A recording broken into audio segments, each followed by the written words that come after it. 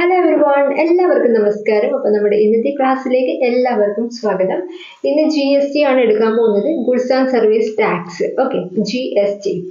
അപ്പോൾ GSTനെ കുറിച്ച് PSC സ്ഥിരമായിട്ട് ചോദിക്കുന്നതാണ്. അതുകൊണ്ട് നമ്മൾ കൃത്യമായിട്ട് അതിൻ്റെ വന്ന ഡേറ്റ് അടക്കം ബാക്കി എല്ലാ കാര്യങ്ങളും നമ്മൾ കൃത്യമായി പഠിക്കേണ്ടതുണ്ട്. PSC ഓൾറെഡി ചോദിച്ചിട്ടുള്ളതും ഇനി ചോദിക്കാൻ സാധ്യതയുള്ള ഇമ്പോർട്ടൻ്റ് ആയിട്ടുള്ള എല്ലാ പോയിന്റ്സും ഉൾപ്പെടുത്തിയിട്ടാണ് ഈ ക്ലാസ് ഞാൻ പ്രിപ്പയർ ചെയ്തിട്ടുള്ളത്. അതുകൊണ്ട് മുഴുവനായിട്ട് കാണാം. ചെറിയ ചെറിയ കണക്ഷൻസ് ഒക്കെ പറയുന്നുണ്ട്. ഓക്കെ, അപ്പോൾ ക്ലാസ്സിലേക്ക് കിടക്കാം. ഓക്കെ, അപ്പോൾ ഞാൻ പറയുന്നതിന് മുന്നേ, ക്ലാസ് എടുക്കുന്നതിന് മുന്നേ ചെറിയൊരു കാര്യം പറയാം. ഈ നമ്മുടെ ആദ്യം ബില്ലാണല്ലോ അവതരിപ്പിക്കുക. അപ്പോൾ ഈ GSTൻ്റെ ബില്ല് ആദ്യമായി അവതരിപ്പിച്ചത് ലോകസഭയിലാണ്. ഓക്കെ, ലോകസഭയിൽ അവതരിപ്പിച്ചതിന് ശേഷം എന്ത് ചെയ്തു, അവർ പാസ്സാക്കി. പിന്നെ രാജ്യസഭയിലേക്ക് വന്നു. രാജ്യസഭയിലേക്ക് വന്നതിന് ശേഷം അവരെല്ലാം നോക്കിക്കൊണ്ട് അവർക്ക് ചെറിയ ചെറിയ ഭേദഗതികളൊക്കെ വരുത്തി, ചെറിയ ചെറിയ തിരുത്തലും മാറ്റങ്ങളൊക്കെ വരുത്തിയിട്ടുണ്ടായിരുന്നു രാജ്യസഭയിൽ. ഓക്കെ, ഭേദഗതികളോട് കൂടിയാണ് അവർ പാസ്സാക്കിയത്. ചെറിയ ചെറിയ മാറ്റങ്ങളൊക്കെ വരുത്തിയിട്ടാണ് രാജ്യസഭ പാസ്സാക്കിയത്. അപ്പോൾ ഈ മാറ്റങ്ങൾ വരുത്തിയ കാര്യം ലോകസഭയ്ക്ക് കൂടി അറിയണമല്ലോ. അപ്പോൾ അതിനു വേണ്ടി വീണ്ടും ലോകസഭയിലേക്ക് കൊണ്ടുപോയി ബില്ല്. അതിനുശേഷം ലോകസഭ പാസ്സാക്കി. അതിനുശേഷമാണ് എന്ത് വന്നത്, പ്രസിഡന്റ് ഒപ്പിടുന്നത്, പാസ്സായത്. ഓക്കെ, അപ്പോൾ ഇപ്പോൾ ഞാൻ ഡേറ്റ് തന്നിട്ടുള്ളത്, ഇപ്പം നിങ്ങൾ കാണുന്നുണ്ടാവും ഡേറ്റ്. ആദ്യം ലോകസഭയിൽ അവതരിപ്പിച്ച ഡേറ്റ് ആണ് 2015 മെയ് 6. അതിനുശേഷം രാജ്യസഭയിലേക്ക് വന്നു. ലോകസഭ പാസ്സാക്കി രാജ്യസഭയിലേക്ക് വന്നു 2016 ഓഗസ്റ്റ് 3. അതിനുശേഷം എന്താണ്, ഈ രാജ്യസഭ ഭേദഗതികളോട് കൂടിയാണ് ഇത് പാസ്സാക്കിയത്. ഓക്കെ, രാജ്യസഭ എന്ത് ചെയ്യുന്നു, ഭേദഗതികളോട് കൂടിയാണ് പാസ്സാക്കിയത്. പിന്നീട് എന്ത് വന്നു, വീണ്ടും ലോകസഭയിലേക്ക് 2016 വന്നു. ഭേദഗതി അംഗീകരിച്ചുകൊണ്ട് ലോകസഭ പാസ്സാക്കി. ഓക്കെ, ഭേദഗതി രാജ്യസഭ പറഞ്ഞിട്ടുള്ള എല്ലാ ഭേദഗതിയും അംഗീകരിച്ചുകൊണ്ട് ലോകസഭ പാസ്സാക്കിയത് 2016 ഓഗസ്റ്റ് 8. ഓക്കെ, അതിനുശേഷം എന്ത് ചെയ്തു, രാജ്യസഭ പാസ്സാക്കി, ലോകസഭ പാസ്സാക്കി. പിന്നെ എന്താ വരിക, പ്രസിഡന്റിന്റെ അടുത്തേക്ക് വന്നല്ലേ. പ്രസിഡന്റിന്റെ അടുത്തേക്ക് വന്നത് 2016 സെപ്റ്റംബർ 8. പ്രസിഡന്റ് ഒപ്പിട്ട ഡേറ്റ് ആണ് 2016 സെപ്റ്റംബർ 8. ഓക്കെ, അതിനുശേഷം പാസ്സായ GST പാസ്സായ ഡേറ്റ് എന്ന് പറയുന്നത് 2017 ജൂലൈ 1. ഈ ഡേറ്റ് ആണ് ഏറ്റവും ഇമ്പോർട്ടൻ്റ് ആയിട്ട് നിങ്ങൾ പഠിച്ചു പോകുന്നത്. സ്ഥിരം ചോദിക്കുന്ന ഒരു ക്വസ്റ്റ്യൻ ആണ്. ഈ പാസ്സായ ഡേറ്റ് ആണ് സ്ഥിരമായിട്ട് ചോദിക്കുന്നത് കണ്ടിട്ടുള്ളത്. അപ്പോൾ GST പാസ്സായത് എപ്പോഴാണ്, 2017 ജൂലൈ 1. അപ്പോൾ ഈ GST നമ്മൾ ഇംഗ്ലീഷിൽ എഴുതുന്ന സമയത്ത് GST അല്ലേ. അപ്പോൾ അതിൽ ആ T നമുക്ക് എടുക്കാമല്ലോ.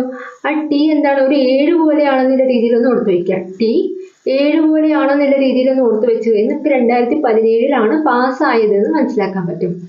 ഓക്കെ, ജൂലൈ 1 എന്നും കൂടി ഒന്ന് ഓർത്ത് വയ്ക്കുക. ഓക്കെ, ഒന്നിക്കൽ അങ്ങനെ ഓർത്ത് വയ്ക്കാം. അല്ലെങ്കിൽ മറ്റൊരു ചെറിയൊരു ടിപ്പ് ഞാൻ പറഞ്ഞുതരാം. GST പാസ്സായ ഡേറ്റ് ആണ് 2017 ജൂലൈ 1 അല്ലേ. അപ്പോൾ GST എന്ന് പറയുമ്പോൾ നമുക്ക് T എടുക്കാം, ചായ. GST ചായ എടുക്കാം, T. ഓക്കെ, അങ്ങനെ എടുത്തു കഴിഞ്ഞാൽ നമ്മൾ ടീ ഒക്കെ കുടിക്കുന്നത് ഒരു 7 മണിക്കാണെന്നുള്ള രീതിയിൽ ഒന്ന് ആലോചിക്കാം. 7 മണിക്ക് ടീ കുടിച്ചു കഴിഞ്ഞാൽ പിന്നെ എന്താ ചെയ്യുക, നമ്മൾ ജോലിക്ക് പോകും അല്ലേ. ജോലിക്ക് പോകും, ജോലി, ജൂലൈ. ഓക്കെ, ജോലിക്ക് പോകും. ഓക്കെ, അങ്ങനെ എടുത്തു കഴിഞ്ഞാൽ നമുക്ക് ആ ജൂലൈയും കൂടി നമുക്കൊന്ന് മനസ്സിലാക്കാൻ പറ്റും. പിന്നെ 1 ജൂലൈ 1 ഫസ്റ്റ് ദിവസമാണെന്നും കൂടി ഓർത്ത് വയ്ക്കുക. ഓക്കെ ഓക്കെ അപ്പോൾ എന്താണ് നമ്മൾ മെയിനായിട്ട് ഡേറ്റ് പഠിക്കേണ്ടത്, എന്താണ്, പാസ്സായ ഡേറ്റ് ആണ് പഠിക്കേണ്ടത്, 2017 ജൂലൈ 1. ബാക്കിയുള്ളത് ഒന്ന് നോക്കിയിട്ട് പോയാൽ മതി. ലോകസഭ 2015 മെയ് 6 പാസ്സാക്കി. രാജ്യസഭ 2016 ഓഗസ്റ്റ് 3 ഭേദഗതികൾ വച്ചിട്ട് പാസ്സാക്കി. ലോകസഭ 2016 ഓഗസ്റ്റ് 8 ഭേദഗതികളൊക്കെ, രാജ്യസഭ പറഞ്ഞ ഭേദഗതികളൊക്കെ അംഗീകരിച്ചുകൊണ്ട് വീണ്ടും പാസ്സാക്കി. പ്രസിഡന്റ് 2016 സെപ്റ്റംബർ 8 ഒപ്പിട്ടു. പാസ്സായത് 2017 ജൂലൈ 1. കിട്ടിയെന്ന് വിചാരിക്കുന്നു. നെക്സ്റ്റ്, ഈ GST ആദ്യം പാസ്സാക്കിയ സംസ്ഥാനം എന്ന് പറയുന്നത് ആസാമാണ്. ആസാം. ഓക്കെ, നോർത്ത് ഈസ്റ്റ് ഭാഗത്ത് ആസാം എല്ലാവർക്കും അറിയാലോ. ആദ്യമായിട്ട് പാസ്സാക്കിയത് ആസാമാണ്. ആദ്യമായിട്ടാകുമ്പോൾ ആസാം. ഓക്കെ, GST ആദ്യമായിട്ട് പാസ്സാക്കിയ സംസ്ഥാനം എന്ന് പറയുന്നത് ആസാമാണ്. ആദ്യം ആസാം എന്നുള്ള രീതിയിൽ ആ കണക്ട് ചെയ്ത് വെക്കുക, ആസാമാണ്. ഓക്കെ, രണ്ടാമത് പാസ്സാക്കിയത് ബീഹാർ ആണ്. രണ്ടാമത് പാസ്സാക്കിയത് ആരാണ്, ബീഹാർ. എങ്ങനെ ഓർത്ത് വയ്ക്കാം, രണ്ടാമത് പാസ്സാക്കിയതാണ് ബീഹാർ. രണ്ടാമത് ഇംഗ്ലീഷ് അക്ഷരമാലയിൽ രണ്ടാമത്തെ അക്ഷരമാണ് ബി അല്ലെ. എ കഴിഞ്ഞാൽ ബി. അപ്പം ആദ്യം പാസ്സാക്കിയത് എ അല്ലെ, എ ആസാം. രണ്ടാമത് പാസ്സാക്കിയത് ബി അല്ലെ. ബി രണ്ടാമത്തെ അക്ഷരമാണ്. ബി വരുന്നൊരു സംസ്ഥാനമാണെന്ന് മനസ്സിലാക്കി വെക്കുക, ബീഹാറാണ്. 16ാമത് പാസ്സാക്കിയത് ഒഡീഷയാണ്. ഓക്കെ, 16ാമത് പാസ്സാക്കിയത് ആരാണ്? ഒഡീഷയാണ്. ഇംഗ്ലീഷ് അക്ഷരമാല നോക്കുകയാണെങ്കിൽ 15ാമത്തെ അക്ഷരമാണ് ഒ എന്ന് പറയുന്നത്, ഒഡീഷയുടെ ഒ. പക്ഷെ നമുക്ക് ഇവിടെ ശ്രദ്ധിക്കേണ്ട കാര്യം 16ാമത് പാസ്സാക്കിയതാണ് ഒഡീഷ എന്നുള്ളത് ഒന്ന് ഓർത്ത് വയ്ക്കുക കേട്ടോ. ഓക്കെ, 16ാമത് പാസ്സാക്കിയത് ഒഡീഷയാണ്. ആദ്യം പാസ്സാക്കിയത് ആദ്യം ആ അല്ലെ, ആസാം, എ ആസാം. രണ്ടാമത് പാസ്സാക്കിയത് രണ്ടാമത്തെ അക്ഷരം എ ബി അല്ലെ, ബി ബീഹാർ, ബീഹാർ. 16ാമത് പാസ്സാക്കിയത് ഒഡീഷ. ഓക്കെ, ആ 3 പേരും ഇമ്പോർട്ടൻ്റ് ആണ്, പഠിച്ചു വെക്കുക കേട്ടോ. നെക്സ്റ്റിലേക്ക് പോവാം. ഉദ്ഘാടനം ചെയ്തത് GST ഉദ്ഘാടനം ചെയ്തത് ആരാണ്? മോദിയും നമ്മുടെ നരേന്ദ്ര മോദിയും പ്രണവ് മുഖർജി. ആ സമയത്ത് 2017 ആരായിരുന്നു ഉണ്ടായിരുന്നത്? നമ്മുടെ പ്രസിഡന്റായിട്ട് പ്രണവ് മുഖർജി ആയിരുന്നു. ആ സമയത്ത് PM ആരാണ്? മോദിയാണ്, നരേന്ദ്രമോദി. P എന്ന് പറയുമ്പോൾ പ്രൈം മിനിസ്റ്റർ, പ്രധാനമന്ത്രി. ഓക്കെ, അപ്പോൾ ഉദ്ഘാടനം ചെയ്തത് മോദിയും അതുപോലെ പ്രണവ് മുഖർജിയുമാണ്. 101ാമത് ഭേദഗതിയാണ് 122ാമത് ഭേദഗതി ബില്ലാണ്. അപ്പൊ ഈ ഭേദഗതി ഒക്കെ എത്രാമത്തെ ആണെന്നൊക്കെ ഒന്ന് പഠിച്ചു വയ്ക്കണം. ഡിഗ്രി ലെവൽ എക്സാമിന് പ്രിപ്പയർ ചെയ്യുന്ന കുട്ടികളാണെങ്കിൽ നിർബന്ധമായിട്ട് പഠിച്ചു വയ്ക്കുക. കാരണം സ്ഥിരം ചോദിക്കുന്നതാണ്, ഭേദഗതി വെച്ചിട്ട് ചോദിക്കാറുണ്ട്. ഓക്കെ, അപ്പൊ ഇതിന്റെ ഭേദഗതികളും ബില്ലും വെച്ചിട്ടുള്ള ഒരു ക്ലാസ് ഞാൻ ചെയ്തിട്ടുണ്ട്. കാണാത്തവരുണ്ടെങ്കിൽ അത് കണ്ടുപോകട്ടോ. ഏകദേശം കുറച്ച് ഇമ്പോർട്ടൻ്റ് ആയിട്ടുള്ള ഭേദഗതി കാര്യങ്ങളൊക്കെ പറഞ്ഞിട്ടുണ്ട്, കോഡിലൂടെയാണ് പറഞ്ഞിട്ടുള്ളത്. അതുകൊണ്ട് മിസ്സാക്കാതെ അത് കാണാം കേട്ടോ പോട്ടെ. അപ്പൊ ഇവിടെ നമ്മുടെ GST പറയുന്നത് 101ാമത് ഭേദഗതിയാണ്, 122ാമത്തെ ഭേദഗതി ബില്ലാണ്. GST അല്ലെ, GST എന്ന് പറയുമ്പോൾ എന്താണ്? ടീ ആണ് നമ്മൾ എടുത്തത് അല്ലെ, ടീ, ചായ. അപ്പൊ ചായ നമ്മൾ രാവിലെയും കുടിക്കും വൈകുന്നേരവും കുടിക്കും നോക്കുക. ഉച്ചക്ക് കുടിക്കില്ല എന്നുള്ള രീതിയിൽ ഒന്ന് ഓർത്ത് വെച്ച് കഴിഞ്ഞാൽ 101 നമുക്ക് കിട്ടും. രാവിലെ ഒരു ചായ കുടിക്കും, വൈകുന്നേരം ഒരു ചായ കുടിക്കും. എന്താണ്? ഉച്ചക്ക് നടുക്ക് അല്ലെ, ഉച്ചക്ക് 0 ആണ്, കുടിക്കില്ല. അങ്ങനെ 101 എന്നുള്ള രീതിയിൽ നമുക്ക് കണക്കാക്കാൻ പറ്റും, മനസ്സിലാക്കാൻ പറ്റും. എത്രാമത്തെ ബില്ലാണെന്ന് ചോദിച്ചാൽ എങ്ങനെ മനസ്സിലാക്കാം? ഇവിടെ 2 1 അല്ലെ, 101ൽ 2 1 ഉണ്ടാവും, 1 കൂട്ടിയാൽ 2 ആണ്, 122ാമത് ഭേദഗതി ബില്ലെന്നും മനസ്സിലാക്കാം. ഓക്കെ, നെക്സ്റ്റ് എന്താണ്? GST ആണ്. ഇത് GST കൗൺസിൽ രൂപീകരിച്ചത്. GST കൗൺസിലാണ് കേട്ടോ. GST കൗൺസിൽ രൂപീകരിച്ചത് 2016 സെപ്റ്റംബർ 12-നാണ്. ഓക്കെ, അപ്പോൾ GST കൗൺസിൽ രൂപീകരിച്ച ഡേറ്റ് ഇമ്പോർട്ടൻ്റ് ആണ്. നമ്മൾ GST എപ്പോഴാണ് വന്നത് എന്ന് പറഞ്ഞ നിലവിൽ വന്നത് 2017-ലാണെന്ന് പറഞ്ഞിട്ടുണ്ട് അല്ലേ. അപ്പോൾ അതിൻ്റെ ഒരു വർഷം മുന്നേ 2016-ലാണ് ഈ GST കൗൺസിൽ രൂപീകരിച്ചത്. അപ്പോൾ നമുക്ക് ഈ ഒരു മാസം ഇമ്പോർട്ടൻ്റ് ആണ്, മാസം ചോദിച്ചിട്ടുണ്ട്. അപ്പോൾ അത് കണക്ട് ചെയ്യാൻ വേണ്ടിയിട്ട് GST കൗൺസിൽ അല്ലേ, ഗുഡ്സ് ആൻഡ് സർവീസ് ടാക്സിൻ്റെ കൗൺസിലാണ് അല്ലേ.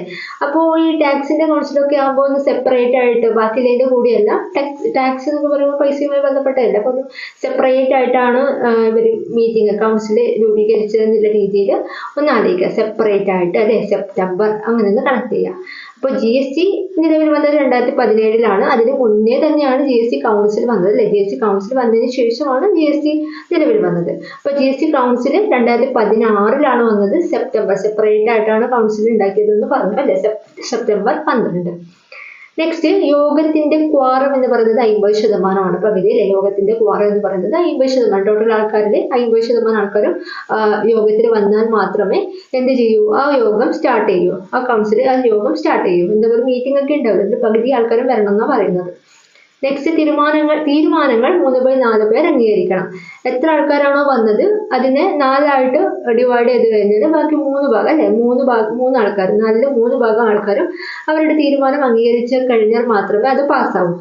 അതായത് GST കൗൺസിൽ എന്തെങ്കിലും തീരുമാനം ഉണ്ടാവും, അത് പാസ്സാക്കുന്ന ഒരു ക്രൈറ്റീരിയയാണ് പറയുന്നത്. തീരുമാനങ്ങൾ 3/4 പേർ അംഗീകരിക്കണം.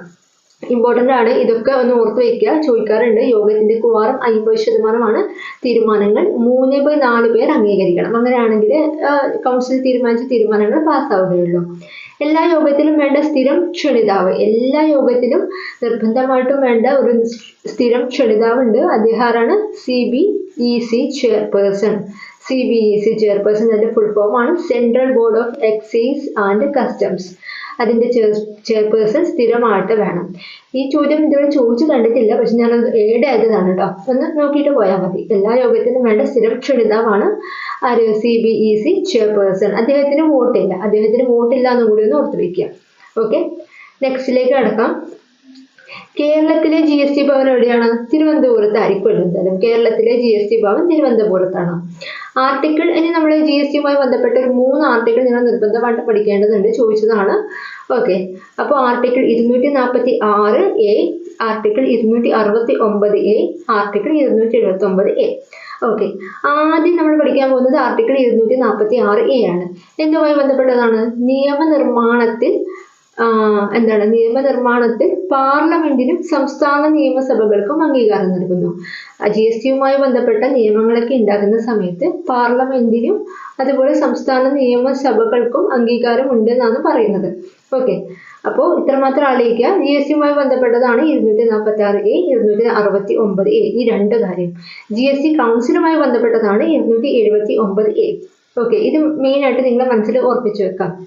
ഓക്കെ, അപ്പൊ നമ്മളിപ്പോ ഈ മൂന്ന് ആർട്ടിക്കിൾ പറഞ്ഞിട്ടുണ്ട്. ഈ ആർട്ടിക്കിൾ കൃത്യമായിട്ട് ഈ ലൈനായിട്ട് ഫസ്റ്റ് അത് 246A, second 269A, 279A last. അപ്പൊ ഈ മൂന്ന് ഇങ്ങനെ കൃത്യമായിട്ട് നിങ്ങൾ ഓർത്തെടുക്കണം. അതിന് ഞാൻ ചെറിയൊരു കോഡ് പറയാം, ശ്രദ്ധിക്കുക. ആർട്ടിക്കിൾ 246A ആണ് അല്ലെ. അപ്പൊ ഈ സംഖ്യ നമുക്കൊരു പ്രത്യേകത കാണാം. 2 വെച്ചിട്ടാണ് പോകുന്നത് അല്ലെ, 2 കൂട്ടിയാണ് പോകുന്നത്. 2, 4, 6, 8, 10, 12 ഇങ്ങനെ പോകുന്ന പോലെ 2, 4, 6 ആ ഒരു പാറ്റേണിലാണ് പോകുന്നത്. അപ്പൊ അതൊന്ന് നിങ്ങൾ ഓർത്ത് വയ്ക്കുക.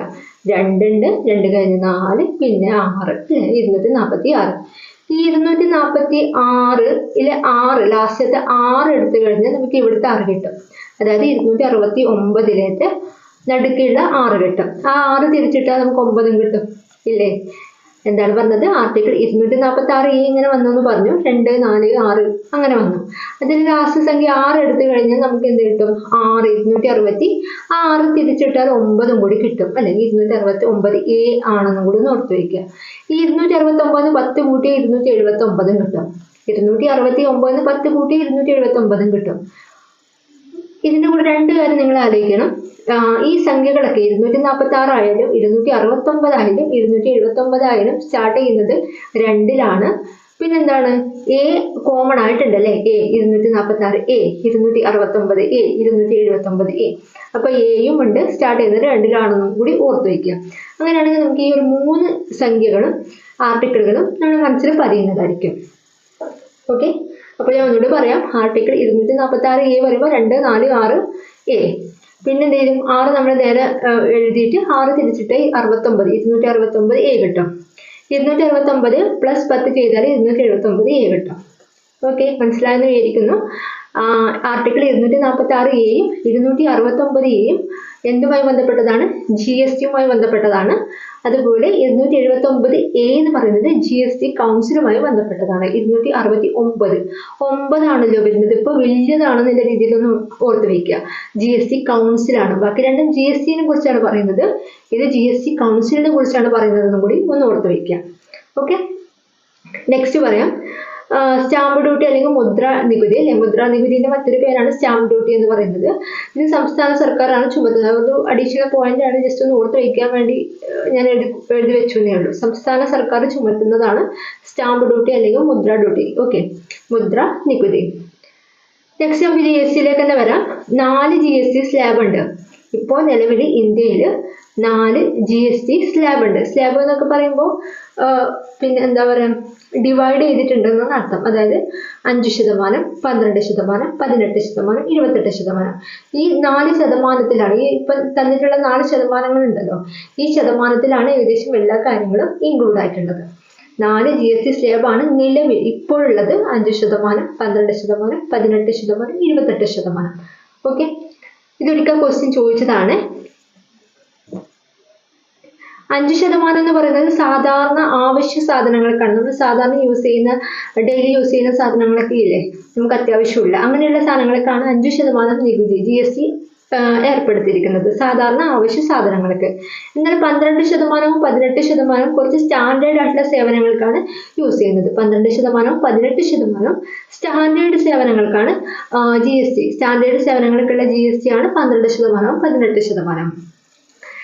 നെക്സ്റ്റ് ലാസ്റ്റത്തെ 28% പറയുന്നത് ആഡംബര വസ്തുക്കൾക്ക് ആയിട്ടുള്ള വലിയ വലിയ കാറുകൾ അങ്ങനെയുള്ള സാധനങ്ങളൊക്കെ ഉണ്ടാവില്ല. ആഡംബര വസ്തുക്കൾ നമ്മൾ ആവശ്യമില്ലല്ല, എന്നാലും ആഡംബരത്തിന് വേണ്ടി നമ്മൾ യൂസ് ചെയ്യുന്ന സാധനങ്ങൾക്കൊക്കെ 28%. ഏറ്റവും കൂടുതൽ GST അടിച്ചേൽപ്പിച്ചത് എന്തിനാണ്? ആഡംബര വസ്തുക്കൾക്കൊക്കെയാണ്.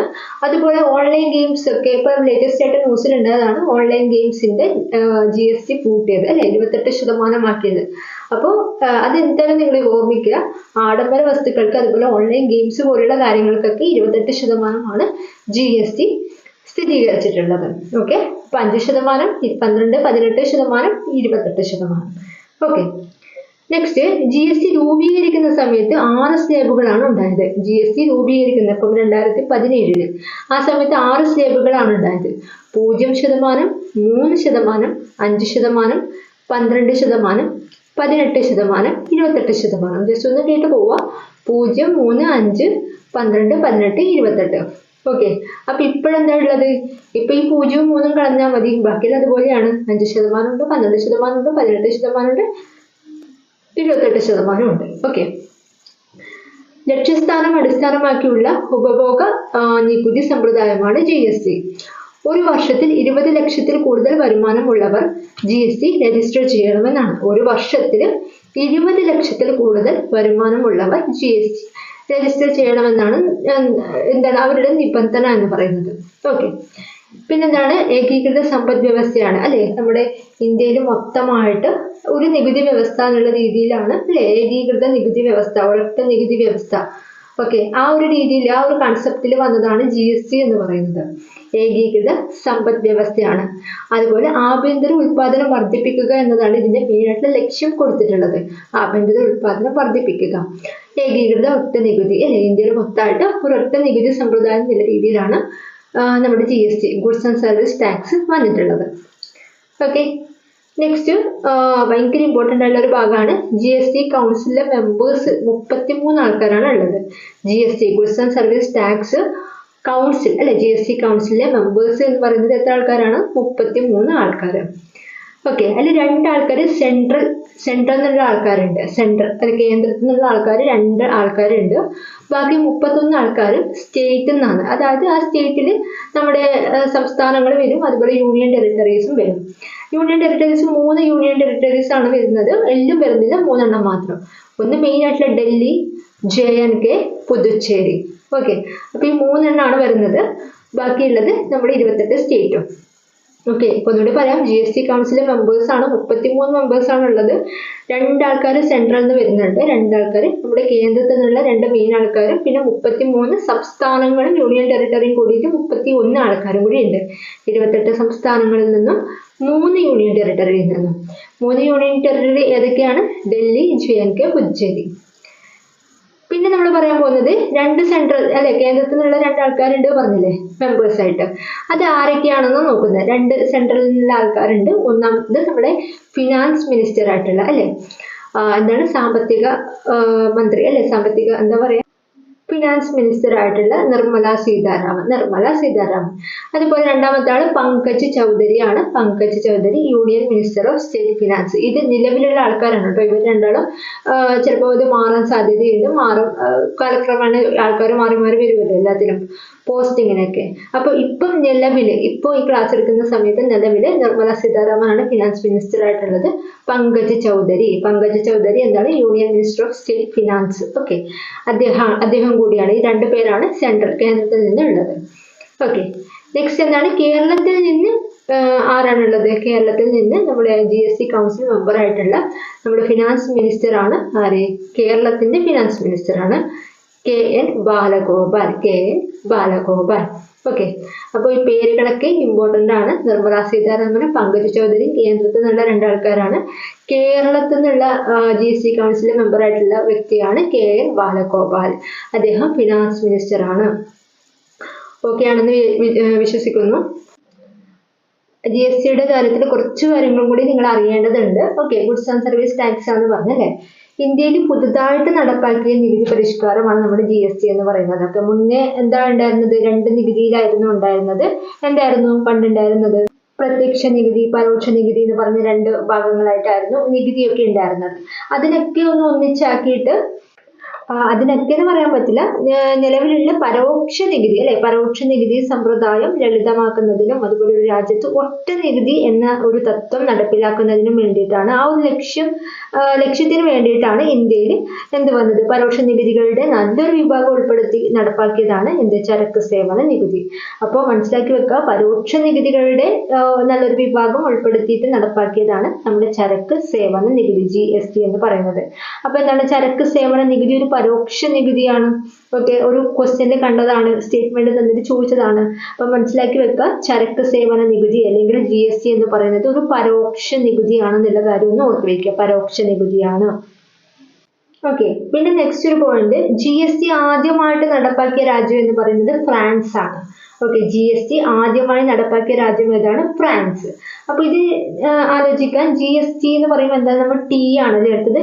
അപ്പൊ ടീ ഒക്കെ കുടിക്കാൻ പോകുന്നത് ഫ്രാൻസ് ആണ്. ഓക്കെ, ടീ ഒക്കെ ആദ്യമായിട്ട് കുടിക്കാൻ പോകുന്നത് ഫ്രാൻസ് ആണെന്നുള്ള രീതിയിൽ GST ആദ്യമായി നടപ്പാക്കിയ രാജ്യം എന്ന് പറയുന്നത് ഫ്രാൻസ് ആണെന്ന് നിങ്ങളൊന്ന് ഓർത്ത് വയ്ക്കാം. ഓക്കെ, നെക്സ്റ്റ്, ഇന്ത്യയിൽ നിലവിലുള്ള GST മാതൃക എന്ന് പറയുന്നത് ഇരട്ട GST ആണ്. ഇരട്ട GST, ഇന്ത്യയിൽ നിലവിലുള്ള GST മാതൃക എന്താണ്? ഡ്യുവൽ GST, ഇരട്ട GST. അതായത് കേന്ദ്രവും സംസ്ഥാനവും ഒരുപോലെ GST ചുമത്തുന്നതിനെയാണ് ഇരട്ട GST എന്ന് പറയുന്നത്.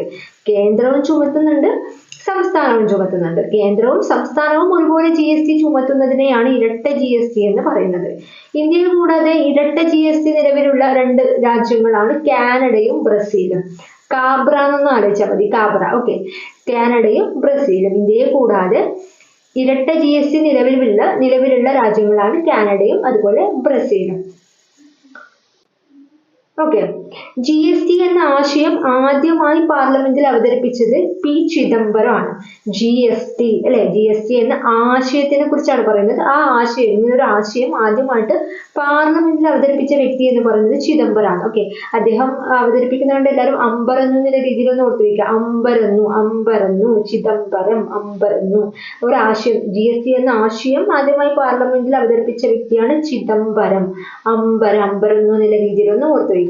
ഓക്കെ, GSTയിൽ നിന്നും ഒഴിവാക്കപ്പെട്ടവയാണ് മദ്യവും പെട്രോളും. അതൊന്ന് ഓർത്ത് വയ്ക്കണം. GSTയിൽ നിന്നും ഒഴിവാക്കപ്പെട്ടവയാണ് മദ്യവും പെട്രോളും. മദ്യത്തിനും പെട്രോളും GST ഇല്ല. ഓക്കെ, നെക്സ്റ്റ്, GST നമ്പറിന്റെ അക്കങ്ങളുടെ എണ്ണം, GST നമ്പറിലെ അക്കങ്ങളുടെ എണ്ണം എന്ന് പറയുന്നത് 15 ആണ്. 15 അക്കങ്ങളാണ് GST നമ്പറിൽ ഉള്ളത്. അതെങ്ങനെ ഓർത്ത് വയ്ക്കാം? നമ്മൾ GST എന്ന് ഇംഗ്ലീഷ് എഴുതി കഴിഞ്ഞാൽ ഈ Gന്റെ 1ഉം S നമുക്ക് 5 ആയിട്ട് കൊടുത്തു കഴിഞ്ഞാൽ നമുക്ക് ആ ഒരു GST എന്നുള്ള വാക്കിൽ നിന്ന് നമുക്ക് 15 കിട്ടും. ഓക്കെ, ഇല്ലെങ്കിൽ നമുക്ക് 11 ആണോ 15 ആണോ എന്ന് നമുക്ക് കൺഫ്യൂഷൻ ആവും. അതുകൊണ്ട് ആ ഒരു പേര് തന്നെ നമ്മൾ 15 എഴുതി വെക്കാം. 15 ഒന്ന് മനസ്സിലാക്കി വെക്കാം, GST 15. ഓക്കെ, GST കൗൺസിലിന്റെ ആസ്ഥാനം എന്ന് പറയുന്നത് ന്യൂഡൽഹിയാണ്. അപ്പൊ നേരത്തെ പറഞ്ഞത് എന്താണ്, കേരളത്തിൽ GST ഭവൻ സ്ഥിതി ചെയ്യുന്നത് ഡൽഹിയിലാണ്. GST കൗൺസിലിന്റെ ആസ്ഥാനം ന്യൂഡൽഹിയിലാണ്. അതുപോലെ കേരളത്തിലെ GST ഭവൻ എന്ന് സ്ഥിതി ചെയ്യുന്നത് എവിടെയാണ്? തിരുവനന്തപുരത്താണ്. അതുപോലെ GST കൗൺസിലിന്റെ അധ്യക്ഷൻ എന്ന് പറയുന്നത് കേന്ദ്ര ധനകാര്യ മന്ത്രിയാണ്. കേന്ദ്ര ധനകാര്യ മന്ത്രി, അതാണ് നമ്മൾ നേരത്തെ പറഞ്ഞിട്ടുള്ളത്, നിർമ്മല സീതാരാമൻ. GST കൗൺസിലിന്റെ അധ്യക്ഷൻ എന്ന് പറയുന്നത് കേന്ദ്രത്തിലെ ധനകാര്യമന്ത്രി, അതാണ് നമ്മൾ നേരത്തെ പറഞ്ഞ നിർമ്മല സീതാരാമൻ, കേന്ദ്ര ഫിനാൻസ് മിനിസ്റ്റർ. ഓക്കെ, നെക്സ്റ്റ് ഒരു പോയിന്റ്, GSTയുടെ ബ്രാൻഡ് അംബാസിഡറായി തെരഞ്ഞെടുക്കപ്പെട്ടത് ആരാണ്? അമിതാഭ് ബച്ചൻ. ഓക്കെ, GSTയുടെ ബ്രാൻഡ് അംബാസിഡറായിട്ട് തെരഞ്ഞെടുത്തത് അമിതാഭ് ബച്ചൻ. ഓക്കെ, ഞാൻ ഈ അമിതാഭ് ബച്ചൻ എന്നുള്ളത് എനിക്ക് പെട്ടെന്ന് ഓർമ്മ വന്നത് അമിതാഭ് ബച്ചൻ അല്ല, നമ്മൾ അമിതാഭ് ബച്ചൻ സിനിമ നടൻ. അപ്പോൾ അദ്ദേഹം ഭയങ്കര നീളാണല്ലോ, ഭയങ്കര ഹൈറ്റ് അല്ലേ. അപ്പോൾ GST എന്ന് പറയുമ്പോൾ നമ്മുടെ ടാക്സ് ഇങ്ങനെ മേലോട്ട് ഇങ്ങനെ കയറി പോകുന്ന ഒരു സംഭവമാണ്. അല്ല, അങ്ങനെ ഭയങ്കര ഹൈറ്റ് ആയിട്ട് വരും. അമിതാഭ് ബച്ചൻ്റെ അത്രയും ഹൈറ്റ് ആയിട്ട് വരുന്നില്ല രീതിയിലാണ് അമിതാഭ് ബച്ചനുമായിട്ട് ഞാൻ ഓർത്ത് വെച്ചത്. ഓക്കെ, GSTയുടെ ബ്രാൻഡ് അംബാസിഡറായി തെരഞ്ഞെടുക്കപ്പെട്ടതാരാണ്? അമിതാഭ് ബച്ചൻ. GST ഒരു പരോക്ഷ നികുതിയാണ് പറഞ്ഞല്ലേ, പരോക്ഷ നികുതിക്ക് ഉദാഹരണമാണ്. ഓക്കെ, GST കുറിച്ച് പ്രതിപാദിക്കുന്ന വകുപ്പുകൾ 246A, 269A. പിന്നെ GST കൗൺസിലിനെ കുറിച്ചാണെങ്കിൽ 279A. ഓക്കെ, അപ്പൊ ആ കണക്ഷനിലൊന്നും ഒന്ന് ഓർത്ത് വെക്കുക. ഓക്കെ, ഞാൻ കുറച്ച് കാര്യം കൂടി പറയാം. GSTയിൽ ലയിപ്പിക്കപ്പെട്ട പ്രധാന നികുതികളും കൂടി നിങ്ങളൊന്ന് ഓർത്ത് വയ്ക്കുക. കേന്ദ്ര എക്സൈസ് ഡ്യൂട്ടി, സേവന നികുതി, കേന്ദ്ര വിൽപ്പന നികുതി, സംസ്ഥാന മൂല്യവർദ്ധിത നികുതി, ആഡംബര നികുതി, പരസ്യ നികുതി, പ്രവേശന നികുതി, വിനോദ നികുതി. ഓക്കെ, അപ്പൊ ഇതൊക്കെ നിങ്ങളൊന്ന് ഓർത്ത് വയ്ക്കണം. ഇതൊക്കെ പരോക്ഷ നികുതിയാണ്, GST ലയിപ്പിക്കപ്പെട്ട പ്രധാന നികുതികളാണ്. അപ്പോൾ ഒരുപാട് നികുതിയൊക്കെ തന്നിട്ട് നമുക്ക് അതിന് സെലക്ട് ചെയ്യാൻ വേണ്ടി ചോദിക്കാറുണ്ട്. അപ്പൊ ഇതൊക്കെ ഒന്ന് ഓർത്ത് വയ്ക്കുക. ഓക്കെ, അപ്പൊ അതിന് ഞാനിപ്പോൾ ഒരു കോഡ് ചെറിയൊരു കണക്ഷൻ പറഞ്ഞുതരാം. GST ലയിപ്പിക്കപ്പെട്ട പ്രധാന നികുതികളാണ് അല്ലെ. അപ്പൊ GST എന്ന് പറയുമ്പോൾ നമ്മൾ എന്താ പറഞ്ഞ T ആണ് അല്ലെ, ചായയാണ് എടുത്തത്. അപ്പോൾ എക്സൈസ് ചെയ്ത് കഴിഞ്ഞിട്ട് നമ്മൾ ഒരു ചായ കുടിക്കുന്നില്ല രീതിയിലൊന്ന് ഓർത്ത് വയ്ക്കുക. അപ്പൊ കേന്ദ്ര എക്സൈസ് ഡ്യൂട്ടി നമുക്ക് ഓർക്കാൻ പറ്റും. നെക്സ്റ്റ് സേവന നികുതി, നമ്മൾ ഒരാൾക്ക് ഒരു സേവനം ചെയ്ത് കഴിഞ്ഞ് ഒരു ആശ്വാസത്തിന് ഒരു ചായ കൂടി കുടിച്ചു എന്നുള്ള രീതിയിൽ, അല്ലെങ്കിൽ അവർ ചായ വാങ്ങി തന്നു എന്നുള്ള രീതിയിൽ ഒന്ന് ആലോചിച്ച് വെക്കുക. അങ്ങനെയാണെങ്കിൽ സേവന നികുതി GSTയുമായി ബന്ധപ്പെട്ടതാണെന്ന് മനസ്സിലാക്കാൻ പറ്റും. നെക്സ്റ്റ് കേന്ദ്ര വിൽപ്പന നികുതി അല്ലെ, നമ്മളിപ്പോൾ ഒരു സാധനം നമ്മൾ വിറ്റ് കഴിഞ്ഞ് നമുക്ക് പൈസ കിട്ടും. പൈസ നമ്മൾ എന്ത് ചെയ്യും, ഒരു ചായ പോയി കുടിക്കുന്നില്ല രീതിയിൽ ഓർത്ത് വയ്ക്കുക, കേന്ദ്ര വിൽപ്പന നികുതി. സംസ്ഥാന മൂല്യവർദ്ധിത നികുതി. മൂല്യവർദ്ധിത നികുതി എന്നൊക്കെ പറയുമ്പോൾ എന്റെ മനസ്സിൽ വരുന്നത് നമ്മൾ മൂല്യനിർണ്ണയ പരീക്ഷ എന്നൊക്കെ കേട്ടിട്ടില്ലേ. ഓക്കെ, അപ്പൊ ആ പരീക്ഷ ഒക്കെ കഴിഞ്ഞ് നമ്മളൊരു ആശ്വാസത്തിന് ഒരു ചായ കുടിക്കുന്നില്ല രീതിയിൽ, ക്യാൻറ്റീനിലൊക്കെ പോയി ഒരു ചായ കുടിക്കുന്നില്ല രീതിയിലൊന്നും ആലോചിച്ച് വയ്ക്കുക. GSTയുമായിട്ട് കണക്ട് ചെയ്യാൻ പറ്റും. സംസ്ഥാന മൂല്യവർദ്ധിത നികുതി. നെക്സ്റ്റ് ആഡംബര നികുതി അല്ലേ, നമ്മൾ ആഡംബരമായിട്ട് ഒരു വലിയൊരു കാറ് വാങ്ങി മേടിക്കുക. അപ്പോൾ നമ്മൾ വീട്ടിൽ വെച്ച പോലെയല്ലോ, രണ്ടാൾ കാണണ്ടേ, അതിന് വേണ്ടിയിട്ട് നമ്മൾ എന്താ ടൗണിൽ പോയിട്ട് ആ കാറ്, ആഡംബര കാർ അവിടെ വെച്ചിട്ട് പുറത്ത് പോയിട്ട് ഒരു ചായ കുടിച്ചു എന്ന് ആലോചിക്കുക. ഓക്കെ, അങ്ങനെ ആഡംബര നികുതിയായിട്ട് കണക്ട് ചെയ്യാൻ പറ്റും. നെക്സ്റ്റ് പരസ്യ നികുതി അല്ലെ. പരസ്യ നികുതി എന്ന് പറയുമ്പോൾ ചായൻ്റെ ഒക്കെ പരസ്യം ഉണ്ടാവുന്ന രീതിയിലൊന്നും ഓർത്ത് വയ്ക്കുക അല്ലെ. ചായന്റെ പരസ്യമൊക്കെ ഇപ്പൊ കൊക്കക്കോളന്റെ ഒക്കെ ഒരുപാട് പരസ്യമില്ലേ, അതുപോലെ ചായയുടെ ഒരു പരസ്യം ഉണ്ടെന്നുള്ള രീതിയിൽ, ചായപ്പൊടിയിലൊക്കെ പരസ്യം കാണാറില്ലേ, ആ ഒരു രീതിയിലൊന്ന് ആലോചിച്ച് വയ്ക്കുക, പരസ്യ നികുതി. നെക്സ്റ്റ് പ്രവേശന നികുതി അല്ലെ. നമ്മളിപ്പോൾ ഒരു സ്കൂളിലൊക്കെ പ്രവേശനോത്സവമൊക്കെ ഉണ്ടാകുമ്പോൾ നമ്മൾ എന്താ വലിയ വലിയ ആൾക്കാർക്ക് ചായയൊക്കെ കൊടുക്കുന്നുള്ള രീതിയിലൊന്ന് ആലോചിച്ച് വയ്ക്കുക, പ്രവേശന നികുതി. വിനോദ നികുതി, നമ്മൾ ഏതെങ്കിലും ഒരു തണുത്തൊരു സ്ഥലത്ത് വിനോദയാത്ര പോയി എന്ന് വിചാരിക്കുക. അപ്പൊ ആ സമയത്ത് നമ്മൾ എന്ത് ചെയ്യും, ചായയൊക്കെ കുടിക്കുമെന്ന് ഇതാവാൻ, ചൂട് കയറാൻ വേണ്ടി ചായയൊക്കെ കുടിക്കുന്നില്ല രീതിയിൽ ഒന്ന് ചുമ്മാ ഒന്ന് ആലോചിച്ച് വയ്ക്കുക.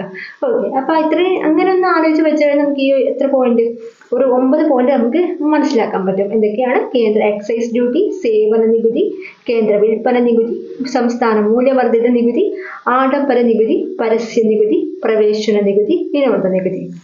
നെക്സ്റ്റ് കേന്ദ്ര ഗവൺമെന്റ് ചുമത്തുന്ന GST. നമ്മൾ നേരത്തെ പറഞ്ഞ 2 തരത്തിലാണ് GST ഉള്ളത്, ഡ്യുവൽ ആണെന്ന് പറഞ്ഞല്ലേ. അപ്പോൾ ഡ്യുവൽ എന്ന് പറഞ്ഞാൽ ഇരട്ട GST. അപ്പോൾ 2 തരത്തിലുണ്ട്, ഒന്ന് സെൻട്രൽ GSTയും സ്റ്റേറ്റ് GSTയും ഉണ്ട്. കേന്ദ്രവും സംസ്ഥാനവും ചുമത്തുന്നുണ്ട്. കേന്ദ്ര ഗവൺമെന്റ് ചുമത്തുന്ന GST അറിയപ്പെടുന്നത് സെൻട്രൽ GST ആണ്. സെൻട്രൽ GSTന്റെ ഷോർട്ട് ഫോം ആണ് CGST.